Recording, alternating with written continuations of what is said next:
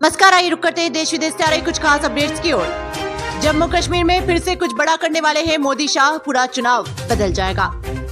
जम्मू कश्मीर में विधानसभा चुनाव का बिगुल बज चुका है। इस बीच सभी राजनीतिक दलों ने अपनी तैयारियां भी तेज कर दी हैं। एक और जहां विपक्षी दलों ने साथ मिलकर चुनाव लड़ने की रणनीति बनाई है, तो वहीं भारतीय जनता पार्टी बीजेपी भी जम्मू कश्मीर में चुनाव में भगवा लहराने को तैयार है। इस बीच बताया जा रहा है कि पीएम मोदी और केंद्रीय गृह मंत्री अमित शाह जम्मू कश्मीर में फिर से कुछ बड़ा करने वाले हैं।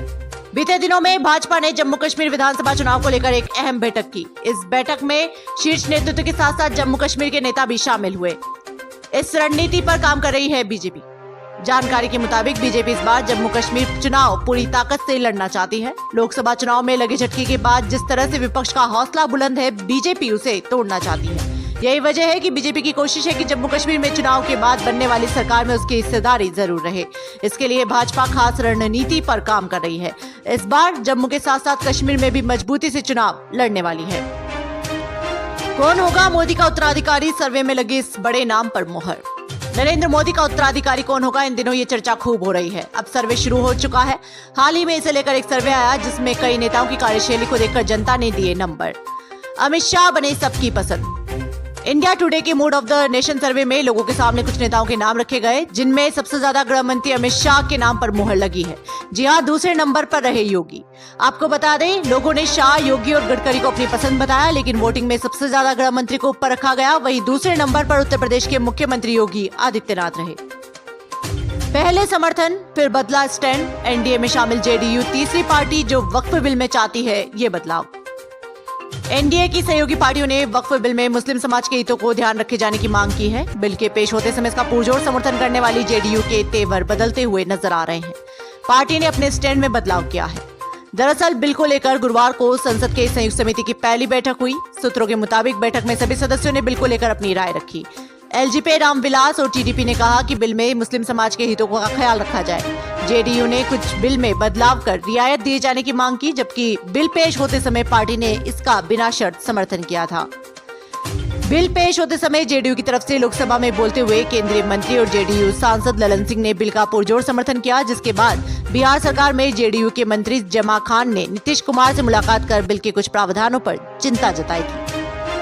अब काजी नहीं, सरकार करेगी निकाह का रजिस्ट्रेशन। मुस्लिम विवाह पंजीकरण बिल मंजूर।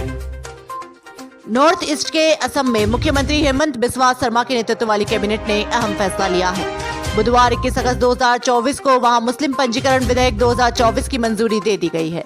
सीएम ने इस बात की जानकारी सोशल मीडिया प्लेटफॉर्म एक्स पर देते हुए बताया कि आज असम कैबिनेट ने मुस्लिम विवाह पंजीकरण विधेयक 2024 की स्वीकृति दी है। इसमें दो विशेष प्रावधान है। पहला, मुस्लिम विवाह का पंजीकरण काजी नहीं सरकार करेगी, और दूसरा, बाल विवाह के पंजीकरण को अवैध माना जाएगा। लफ्ज जिहाद पर क्या बोले थे हेमंत बिस्वा शर्मा? असम में मौजूदा समय में भारतीय जनता पार्टी बीजेपी की सरकार है। वहां के सीएम कभी कांग्रेस में हुआ करते थे। हालांकि बाद में उन्होंने बीजेपी का रुख किया और तब से वो हार्डकोर हिंदुत्व की राह पर है।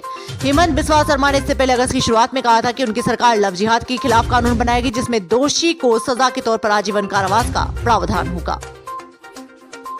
2025 में प्रधानमंत्री बनेंगे योगी।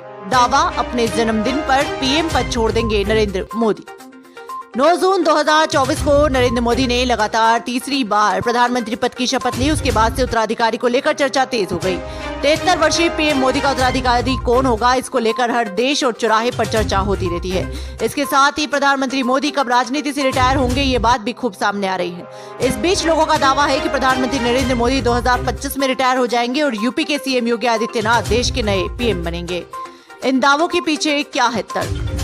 प्रधानमंत्री नरेंद्र मोदी के 2025 में रिटायर होने का दावा करने वाले 75 साल की आयु सीमा वाले तर्क दे रहे हैं। उनका कहना है कि भारतीय जनता पार्टी में 75 साल की उम्र में नेताओं के रिटायर हो जाने वाले अलिखित नियम हैं। इस नियम के तहत बीजेपी के वयोवृद्ध नेता लालकृष्ण आडवाणी और मुरली मनोहर जोशी को सक्रिय राजनीति से रिटायर करके मार्गदर्शक मंडल में डाला जा चुका है। ऐसे में ये नियम पीएम मोदी पर भी लागू हो सकता है। अगर ऐसा होता है तो वो 75 साल की उम्र में रिटायर हो जाएंगे।